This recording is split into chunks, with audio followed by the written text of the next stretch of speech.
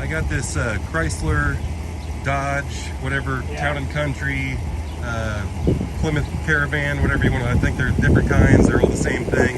And this is a no crank, no start. So when you turn the key, the engine does not spin over. So when you have a scenario like this, you need to define it into it. Is it a crank, no start, or is it a no crank, no start?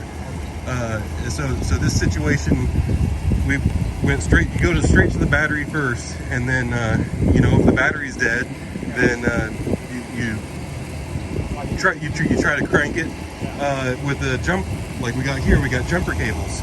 So if the jumper cables don't work, then we're going to move to the starter, and we're going to try to see if the starter itself is the culprit. So what we always want to do in this situation is go down to the starter, and if you don't have a fancy tool like I'm about to show you, what you can do is you can just try tapping on the starter. Now I have this solenoid wire disconnected, but this is the starter body right here, and this is the starter solenoid. This right here is the main power. So you're going to want to check that you have good power. You're going to want to have good chassis ground, so you can check for that. And the next thing I did was, so I tapped on it with a hammer. That's the easiest backyard way to do it, and then you try to crank it over.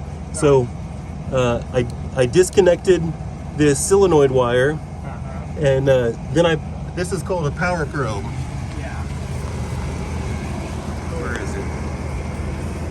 This tool right here is called a power probe, and what I'm able to do with this is I'm able to hook it up to the power of the vehicle, and then I can take it straight down to the starter, and I can supply power to the starter solenoid directly.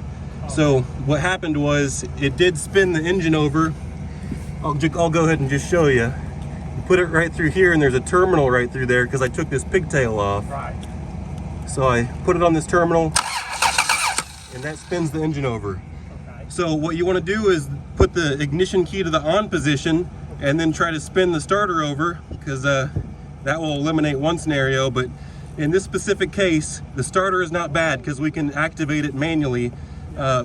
What the situation is, we're not getting any signal to anything through the ignition switch. So we need to proceed back up to the vehicle, into the ignition switch, replace that, and then reevaluate.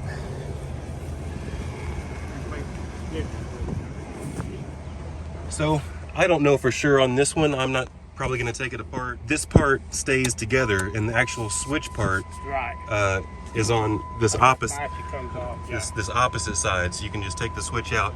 Now that's just a switch. The important part for the immobilizer and stuff is in the key on this side, and you can't. It doesn't make any difference if you replace the switch or not. Even if you turn it on with a switch manually, like with a screwdriver or something, it's not going to get the computer signal from the key to say that, okay, we can start. So